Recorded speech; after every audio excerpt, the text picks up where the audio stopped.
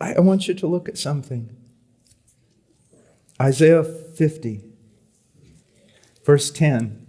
This is in the servant song. Who is among you that fears the Lord, that obeys the voice of his servant?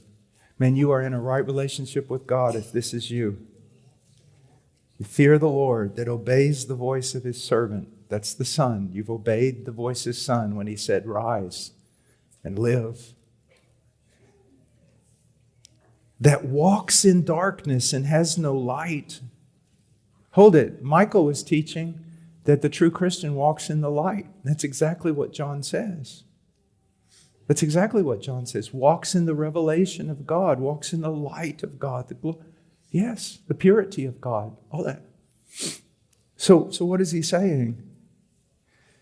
It's talking about believers when God, in his grace, remember how Abraham had nothing to look at, to hold up his faith except the promise and God's character? Here's what God's going to do, you believer. You're going to be crying out, I want to feel something, I want to feel something, I want to see something.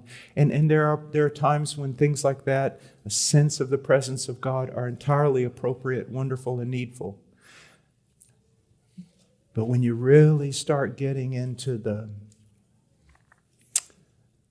more difficult classes in God's teaching, he will leave you at times in utter darkness.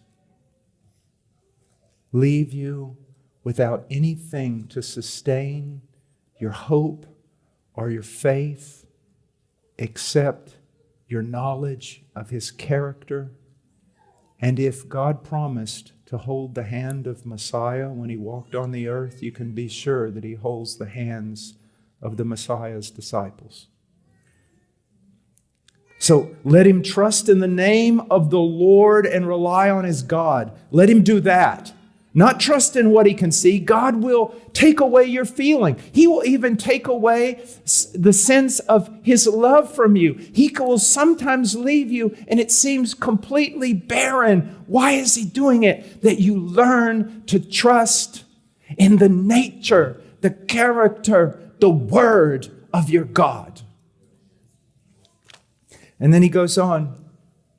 Behold, all of you who kindle a fire, who encircle yourself with firebrands, walk in the light of your fire.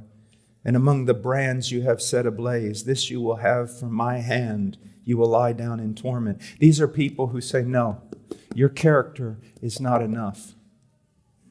Your word is not enough. I need to see something. I need to feel something. And so they go out there and they acquire strange fire.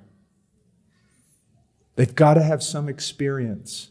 They've got to have something, because just trusting in the nature of God. And so many believers will come to me and they'll go, I'm believing, but it's almost as though I see nothing. I feel nothing. There is nothing to support me at all. And I'm going, oh child. And yet, you find yourself believing. And yet, you find yourself going forward. Or I'll tell them something like this. Good enough. It seems quite hopeless in your case. Did you drink and party before you became a Christian? Oh, yes, I did. We'll go back to it. If I was you, let's eat and drink, for tomorrow we die. I can't do that. No, really go. Open door. I'll look up some in the yellow pages or get on the internet for you. Go out and have a bang-up time. I can't do that. Why? Why? Because of my God.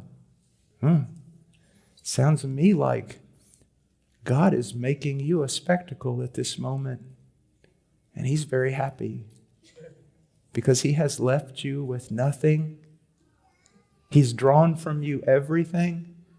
And yet at the same time in heaven, he's boasting of you. Look at my servant who walks in darkness and has no light, but trusts in my name. Do you see? Now, so many of you can identify with that, and you're going, what I thought was a desert because of my sin is actually God getting greater glory from me than He would have if I had all kinds of things around me supporting up my faith.